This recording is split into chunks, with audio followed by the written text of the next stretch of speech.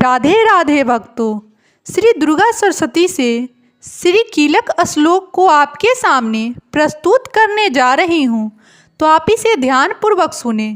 महर्षि श्री मार्कंडेय जी ने कहा कि अर्धचंद्रधारी दिव्य तीन नेत्र वाली निर्मल ज्ञान रूपी शरीर वाली वेदतय स्वरूप शंकर जी को मैं नमस्कार करता हूँ।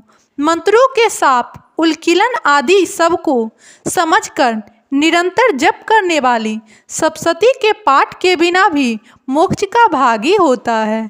इस प्रकार सप्तशती का पाठ वे जप करने वाले पुरुष को उच्चारण आदि वस्तुएं सिद्ध हो जाती है और केवल श्लोक मात्र से स्तुति करने से भगवती सिद्ध होती है।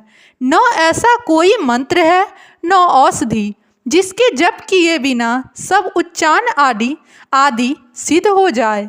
समस्त वस्तुएं इससे सिद्ध हो जाएगी।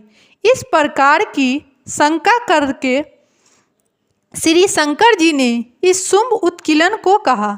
तदंतर चंडिका देवी के श्लोक को गुप्त कर दिया।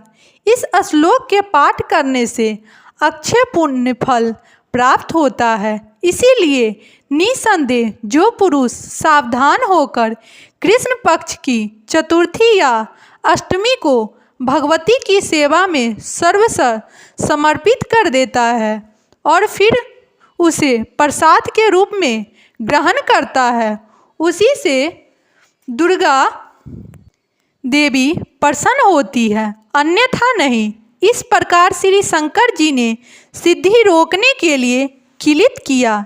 इसीलिए इसका निष्किलन करके जो नित्य जपता है वह सिद्ध गण या गंधर्व होता है। उस व्यक्ति को घूमने में कहीं भी भय नहीं होता, न अकाल मृत्यु ही होती है। मृत्यु के पश्चात वह मोक्ष को प्राप्त करता है। इसकी पूर्ण विधि को समझ करके प्रारंभ करे। बिना समझे पाठ करने में विनाश होती है। अतः किसी विद्वान से इस श्लोक की संपूर्ण विधि को जानकर प्रारंभ करे। विद्वान समस्त विधि को जानकर ही पाठ प्रारंभ करते हैं।